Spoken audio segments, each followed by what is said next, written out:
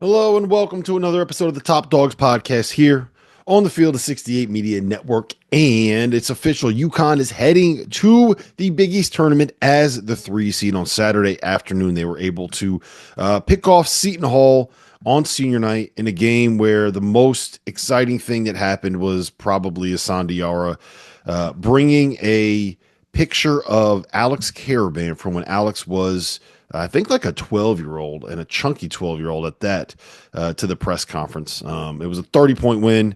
UConn was up by double digits in like the first 3 minutes. I think they were up by 21 at halftime. If I'm being totally honest, I paid about zero attention to that game given everything else that was happening in the world of college basketball on Saturday afternoon. But the big news here is that UConn has cracked the top 100 in KenPom's defensive efficiency ratings thanks to that game. They've now won 4 in a row to close out the regular season. 3 of those came at home. The only really impressive win was over Marquette, and Marquette hasn't beaten a tournament team since January. So I don't know how impressive beating Marquette actually is.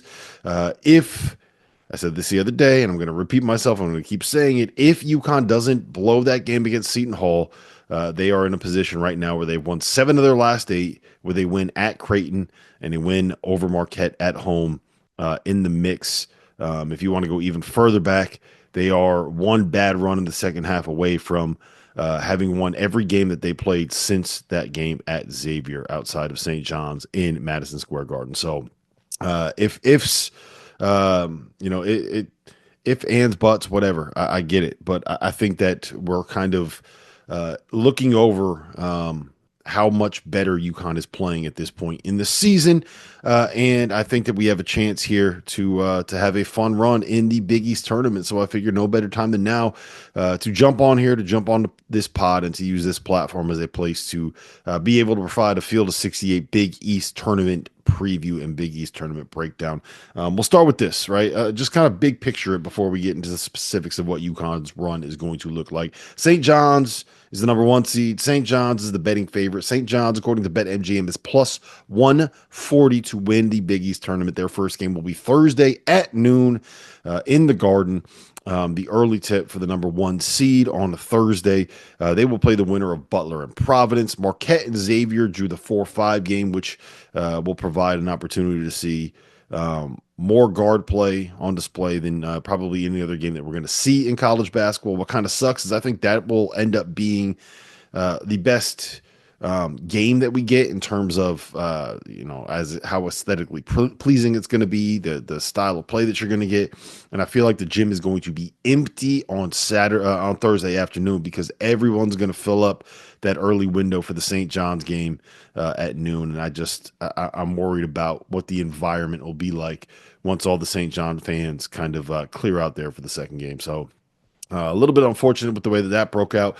The evening on Thursday in the quarterfinals will be the winner of Georgetown and DePaul taking on Creighton, and then the winner of Villanova and Seton Hall taking on UConn. So at the very least, we should have a pretty full Garden on Thursday night for Creighton and for UConn because of the fact that those UConn fans are going to show up and show out and be loud on a Thursday night with the opportunity to get to a Big East semifinal on a Friday night. So that's the way that it's going to shake out and the way that the bracket kind of broke down. I think that there's 5 storylines here. This is the way I'm going to go through the previews. I think there's 5 storylines that are really worth tracking right now when it comes to the Big East tournament. And the biggest one is whether or not this is St. John's year, right? They have not won the Big East tournament in a long time. It's been a long time since they've been kind of this dominant as a program. And this is the kind of spectacle and the kind of moment that you hire Rick Pitino for, right? You are playing the Big East tournament in your own building. You're going to have white suit Rick Pitino showing up. You were just on Jimmy Kimmel singing a cover of the Wellerman sea shanty, and you have a chance to be able to, if this all kind of breaks right, to beat Dan Hurley and beat UConn in the Big East tournament title game. And my biggest question is whether or not this actually ends up being St. John's here, because it feels like this is kind of a team of destiny, and at the same time, it feels like a team that can be that is a little bit flawed when it comes to the way that they've been built. They don't make threes. This has been discussed ad nauseum this season. They're shooting under 30% from three, and there have only been two teams since 2012 that have shot that poorly from three, and made it to the Final Four. Both of them happen to be coached by Rick Pitino. So, I think that there's going to be a little bit of extra motivation there, given that they feel slighted that Kadari Richmond did not make first team All Big East. I don't know what you necessarily expected if you were St. John's. You weren't going to get three guys on first team All Big East. And I think that RJ Lewis is probably the Big East player of the year and probably an All American kind of a player this season. And Zuby Ejiofor has been unbelievable for him. So I don't think Butler or Providence has a chance. It feels like Providence is, they're coming off of a loss, at Xavier. They lost at home to DePaul, blowing a 16-point lead to DePaul, who, by the way, has gotten out of the 11 seed for the Big East tournament, which is a pretty impressive doing there. And I think they got a real chance to beat Georgetown in the first round of that game, given all the injuries that Georgetown has. But I don't see either Providence or Butler finding a way to be able to beat that St. John's team in that environment, in front of that crowd, in their first Big East tournament as an overwhelming favorite like this. As a number one seed. So I think St. John's has a relatively easy path there. And that gets to the second biggest storyline here for the Big East tournament. And that's Xavier and Marquette. I think both of them are really, really interesting. To me, all of the intrigue in the first couple days of this tournament is going to be in the top half of this bracket. And Marquette Xavier is probably the biggest reason why. Marquette is a team that entered the season, preseason top 15. There was a time where they were top 5 in the country, right? Top 5, top 6 in the country. And Cam Jones looked like he was pushing to be in the conversation for National Player of the Year. And then the bottom kind of fell out. They lost 6 of their last 10 to close out the regular season. They haven't beaten an NCAA tournament team since they beat Creighton on January 3rd. They got swept by St. John's. They got swept by UConn. They lost to Creighton in that mix. They got swept by Xavier. I'm sorry, they did not get swept by Xavier, but they could have gotten swept by Xavier because of the way that it played out at the end of the game in the Cintas Center with the trip that was not a trip, that was not a foul. And I think Marquette is the team that has the most to prove in this event here. We know what Creighton is this season, right? They are, when they're making their threes, when the shots are going down, they're a very, very dangerous team. When they're not making the threes, when the shots aren't going down, they're a team that is going to be imminently beatable. UConn, I think, has already flipped the switch. So no matter what happens in this Big East tournament, I think UConn has gotten themselves to a point where they understand what they need to do to be able to play. They figured out what their rotation needs to be.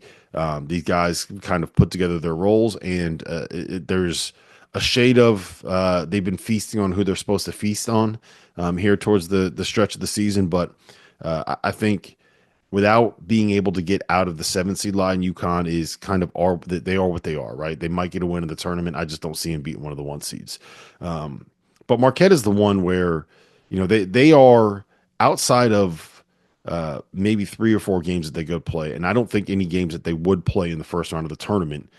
Cam Jones, or even the first weekend, Cam Jones is going to be the best player on the floor whenever Marquette plays, pretty much until, they end up playing one of these teams that has a first team All-American on it. And for the first time in a while, he looked like that kind of Cam Jones on Saturday, and it didn't matter. He had 32, 9, and 7. It took him 28 shots to get there, and they still lost at home to St. John's, albeit in overtime, albeit on the buzzer beater, but they still lost at home to St. John's on Saturday afternoon. So Marquette's the team that I think has the most to prove here, whereas Xavier has the most to play for. And to me, those are two different things, right? Like Xavier right now is one of like 3 or 4 teams that is probably the cut line. They're not on the cut line. They are the cut line, right? Some people are going to have them as the last one in. Some are going to have them as the first one out. Some are going to have them as the second to last one in. Some are going to have them as the second one out, right? And that is a situation where if you can beat a top 30-ish kind of a team in the net, pick up your second quad 1 win of the season, and get to a point where you can throw a haymaker in St. John's, who, by the way, they were up by 19 on in this building as little as 6 weeks ago. That's a good situation to be in for a team that has really put things together in the last 6 weeks since they got Zach Freemantle back. I know they don't have those big wins. They gave a lot of stuff away in late December and early January. I got a feeling that it's probably going to be something that ends up burning them at the end of the day. They are one of the teams that, let's just say, someone like a Pepperdine, who I'm watching right now in the WCC quarterfinals, finds a way to be able to get that automatic bid. They are the team that is going to be the victim of a bid thief. And UConn I'm sorry, the Big East experienced that 3 times last season. I don't want them to experience it again. The best way for that to not happen is for Xavier to beat Marquette and get a shot at St. John's in the semifinals on Friday. And we'll see if that ends up coming to fruition. But I don't know if there's a team outside of the Johnnies that has been playing better than Xavier over the course of the last month of the regular season in the Big East. And I think that if they do get in, because of the talent that they have in the backcourt, because of the number of quality guards that they have, this is a team that if they're an 11 seed, they can win a first round game and they can win a second round game. The 3 seeds in this year's tournament are not going to be super impressive. And I think that Xavier can win not just one game, but can win 2 games if they find a way to be able to get in. They are a dangerous team that I don't think you want to see, and beating Marquette is the way that they're going to do it. That's one of the biggest games, I think, of the entire championship week when it comes to bubble implications and who's going to find a way to be able to get in the dance. The 2 seed Creighton, that Creighton just kind of is what they are. I don't know how interesting that is. I think it's far more interesting to see if DePaul can find a way to be able to get a win in the first round of the Big East tournament and win a game in Madison Square Garden for the first time in a while. So, that I think that's a little bit more interesting than whoever Creighton ends up getting. And then you end up with UConn. To me, where you get into a little bit of trouble with UConn is that I think that Villanova is probably going to end up being the team that a lot of people pick as this year's kind of potential NC State, right? You got a coach that is sitting here with the potential to have his job on the line at the end of the season, as Kevin Keats was last season. You have a coach and a program that will have 2 of the best players on the floor. Eric Dixon will be the best player on the floor on any game that he plays until he gets to the finals of the Big East tournament with how this is kind of shaken out.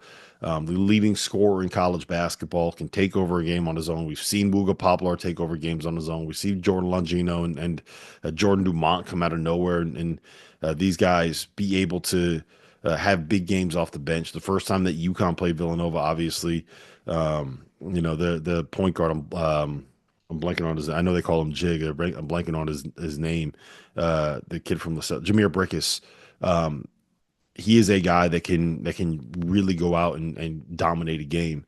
And we saw him do that against UConn. So Villanova is the team. They said it on After Dark earlier this week.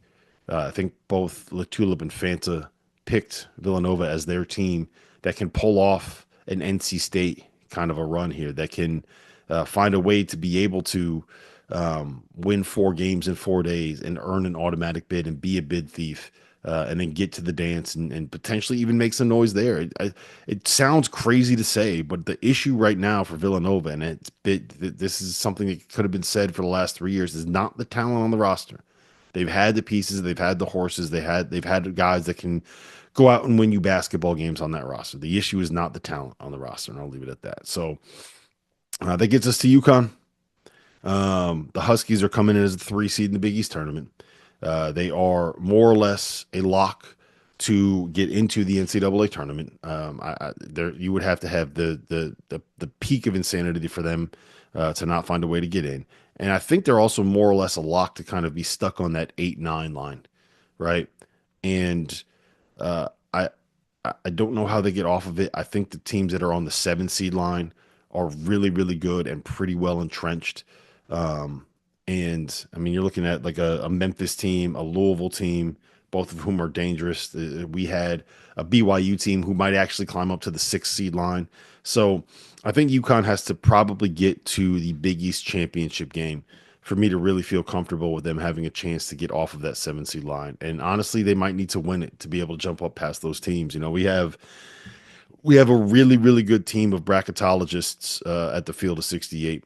Brad Wachtell, Lucas Harkins, and Rocco Miller, and all of them say the same thing. And I'm not going to sit here and pretend like I know brackets better than them, but they keep telling me the Colorado loss and the Seton Hall loss are anchors on their resume that are going to affect them a seed line and going to really, really impact their ability to get up past that 8 seed line because the teams that are in front of them just don't have bad losses like that on their resume. So it might take winning the Big East tournament for UConn to be able to get off that 7 seed line. Because you got to remember the teams that are around them right now in the NCAA tournament projections are going to be playing in the Big 12 tournament and playing in the SEC tournament and playing in the Big 10 tournament and having more opportunities to kind of stack big wins.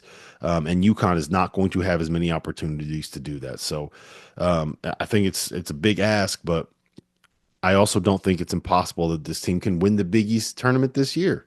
Um, they should be able to handle Villanova. If Alex Karaban makes 2 free throws, they beat Villanova in Finneran Pavilion. They beat Villanova at home in a game where they trailed by like 14 points at one point, right? With the way that they've been playing of late, how they've kind of figured things out, I think they should be able to handle business when Villanova fans don't even want to fill up Wells Fargo Arena to kind of support this team right now. So I think that UConn should handle them in that first game, that late tip. And again, it's going to be that game probably doesn't start until 9:45. Anyone that's been to the Garden knows how that goes. Um, Start at 9:45.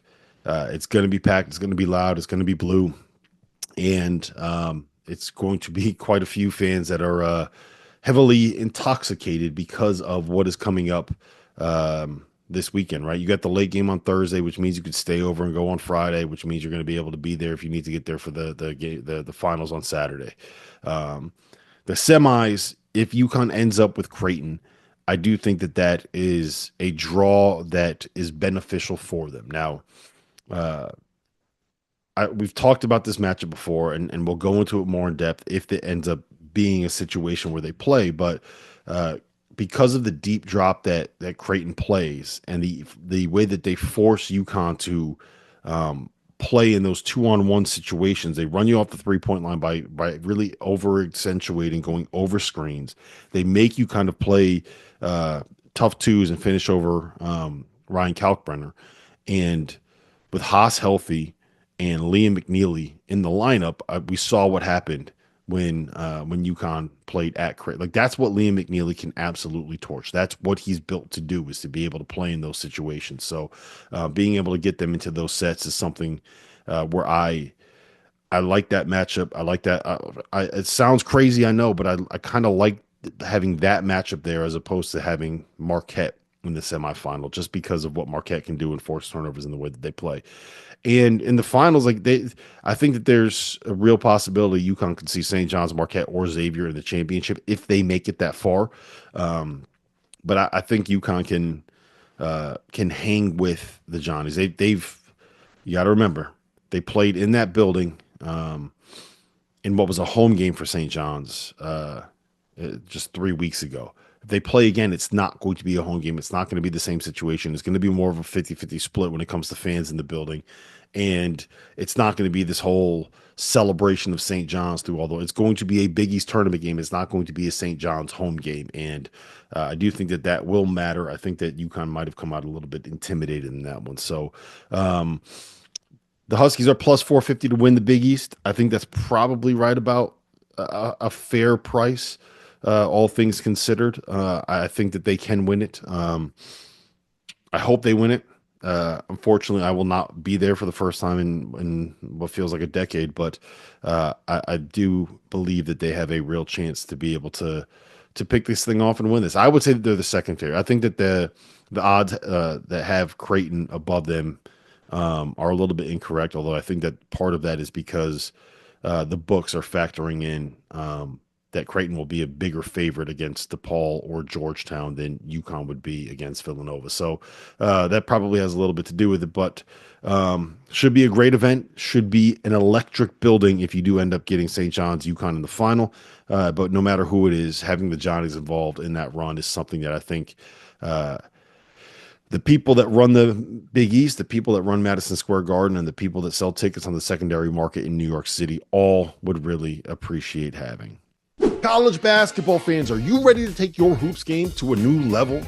Whether you're a seasoned bettor or just trying to win your March Madness office pool, Rhythm is here to give you the edge this season. With data-driven predictions for every single college basketball game left on the schedule, Rhythm helps you maximize your bets. And as March Madness kicks off, Rhythm's insights will help you spot those plucky Cinderellas that you know are going to shake up the NCAA tournament. But that's not all.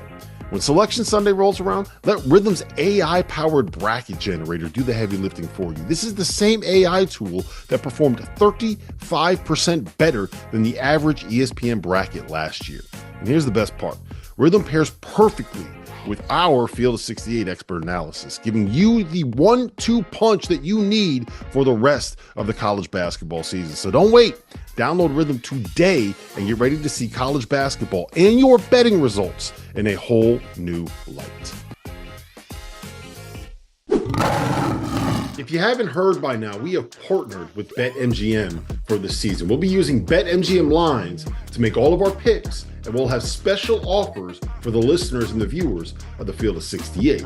Bet insurance tokens, odds boosts, and what I love, a nice parlay boost or two here or there. Be sure to keep your eye out in the app for the Field of 68 specials that we'll be running throughout the season as well. So go download the BetMGM app to sign up today.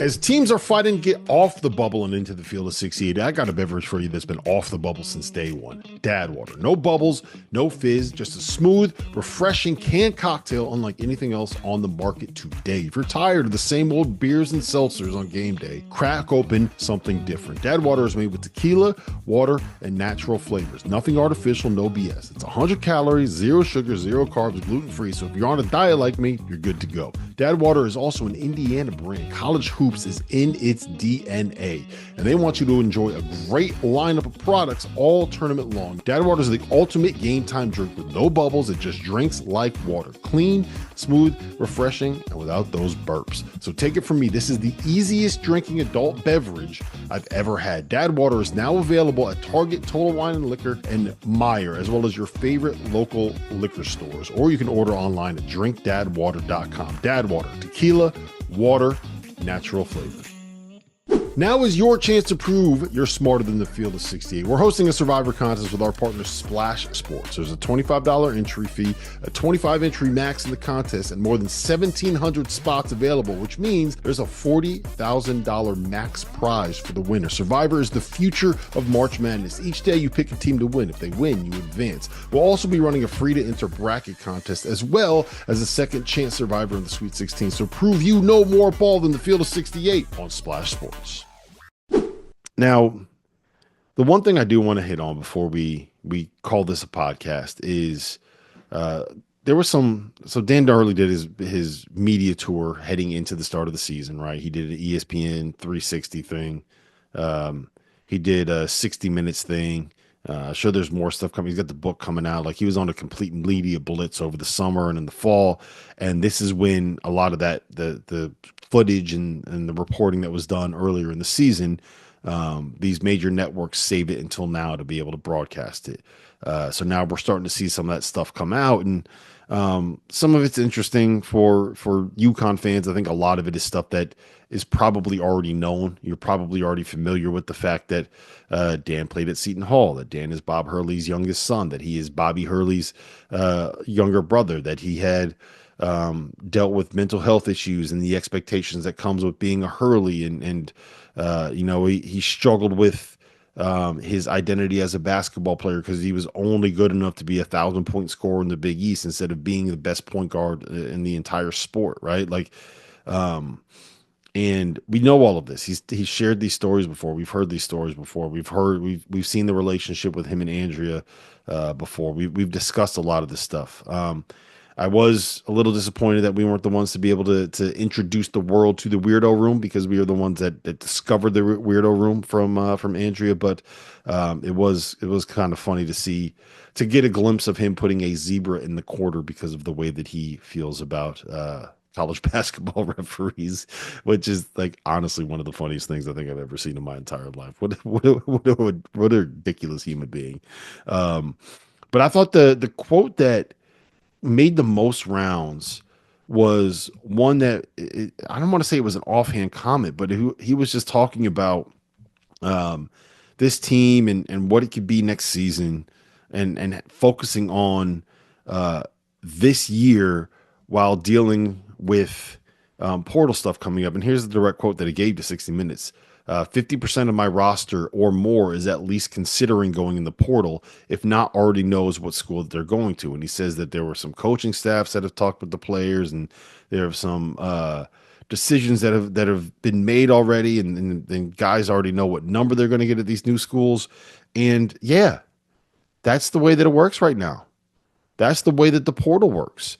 And it's not comfortable, and it's not fun, and it's frankly not enjoyable. It probably isn't really all that healthy for the sport, but that's the way that this stuff goes when you are on 1 year contracts with everyone.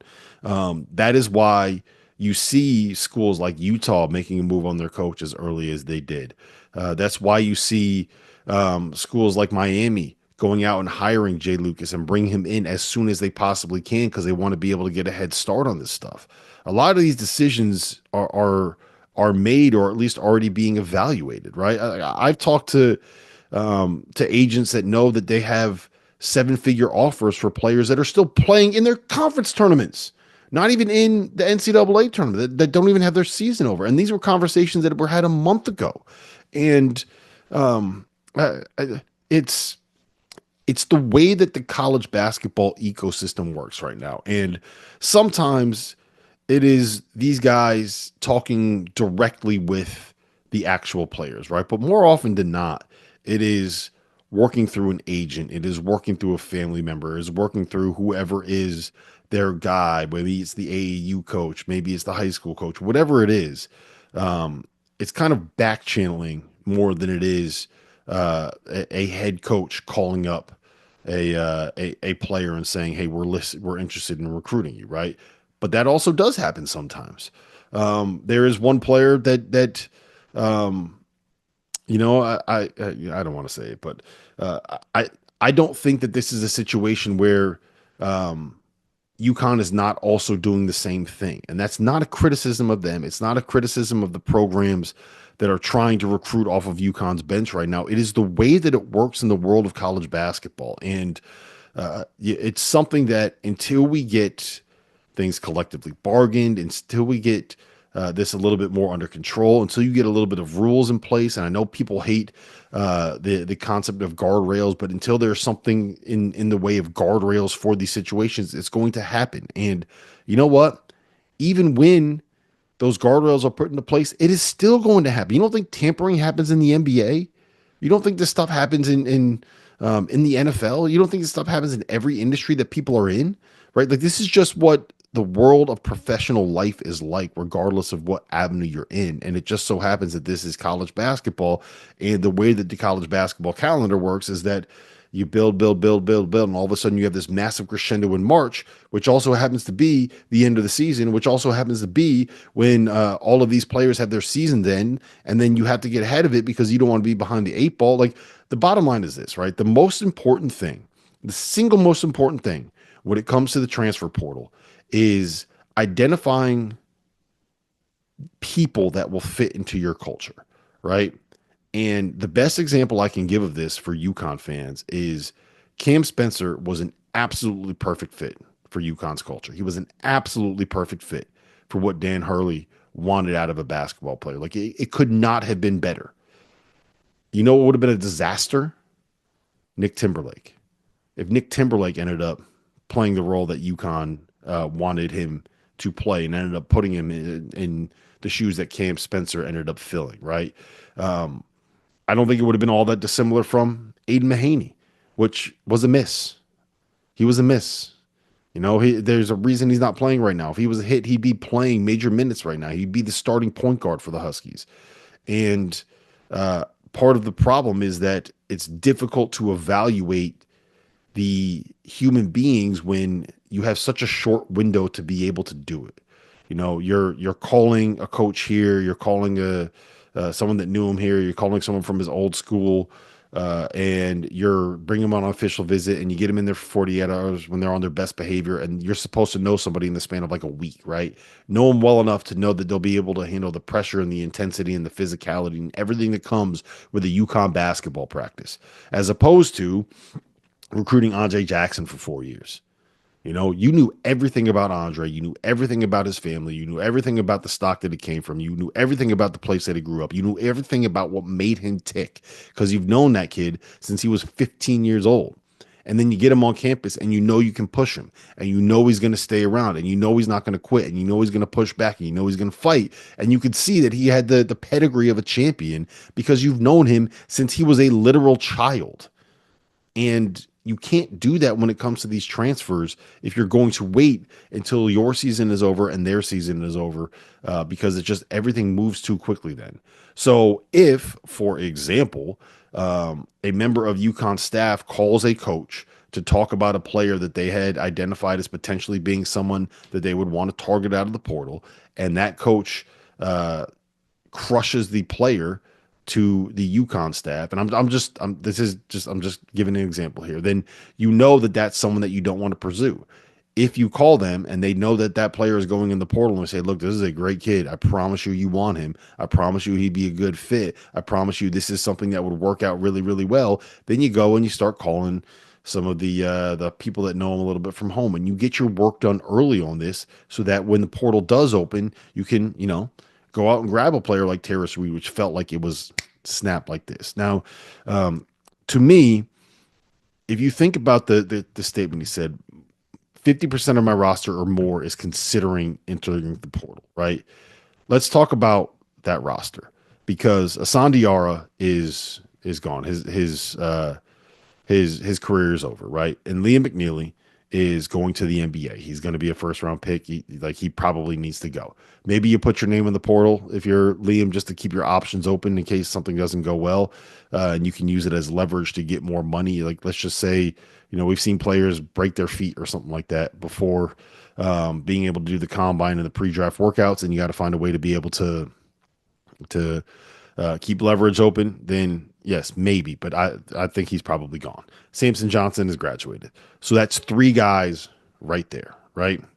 Which means that you have Alex Caravan, Solo Ball, Terrace Reed, Aiden Mahaney, Jalen Stewart, Jalen Ross, Ahmad Noel, Yusuf Sangare, Isaiah Abraham.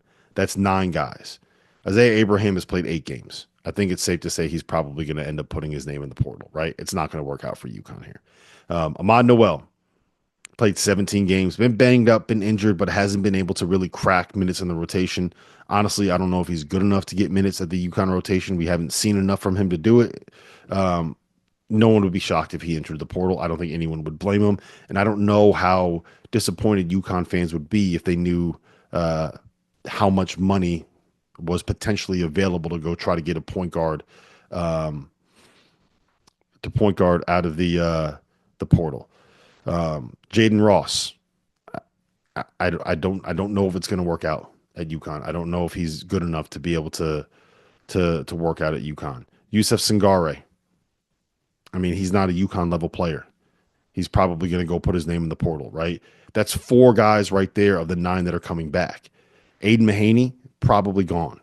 That's more than 50% of the roster that's coming back right there that I just named are guys that I don't know if you necessarily want. And frankly, I don't know if UConn necessarily wants them back. Like, this is the nature of the business right now. And I said this the other day. To me, when it comes to guys coming back, you make sure you get Solo Ball, you make sure you get Jalen Stewart, you make sure you get Terrace Reed. To me, those are the 3 that you have to focus on more than anything else. You hope that Alex Caravan decides, hey, you know what? I want to come back for one more year. But if not, then you celebrate him on his way out the door because he won you 2 championships and he came back to try to win you a 3rd when he had opportunities in the NBA, maybe hurt himself. I have nothing but good things to say about Alex, even if he leaves. So there's 3 guys right now out of that group that you probably really, really want back. Everyone else, you would be foolish. If you're Jaden Ross and you've seen the way the season has gone, you would be foolish if you not at least test the portal to see how it would go. If you're Ahmad Noel, you'd be foolish not to. right? Yusuf Sangare, a guy like that, it depends on what you want out of your career. If you are, if you want to if you love UConn, if you love the staff, if you love everything that's happening here, and you want to be able to hang around for a while and be that big off the bench, yes, great, and stick around. If not, then there's probably a program at the MAC level where you can go down there and be a really good starting caliber player. So what do you want? What do you want out of your college basketball career? Isaiah Abraham, former 4-star recruit, you played 8 games. You're probably gone. So that's where I'm at with it. This is what college basketball is in 2025. And the fact that you have even as many as 50% of your guys not considering into the portal, I think is something that says a lot about where this program is right now and a lot about the status of college basketball in 2025. So I was not surprised to see that at all. We've been talking about this stuff on this podcast throughout the entire year. So I hope that the people that listen to the show were not surprised about that at all either. Listen, I'm going to try to get previews and reactions done for every game of the Big East tournament. We have a lot of stuff planned at the Field of 68 throughout this run. We're going to be doing a show. I'll be in Charlotte. Fandle will be at the Garden of the Big East. Goodman's going to be in Nashville. We'll have Mike Latulip at the Big Ten, and hopefully we're going to have someone at the Big 12. So we will be doing live look-ins from all 5 of the conference tournaments throughout on Wednesday, Thursday, Friday, Saturday nights before a Selection Sunday extravaganza that goes 6.5 hours. So I'm going to try to get a preview and a reaction done for every single game. So hopefully I'll get one of these out for each and every game in the Big East tournament. But if not, I'll be watching, I'll be supporting. And if UConn makes a run, trust me, I will make sure that I will get something to you guys.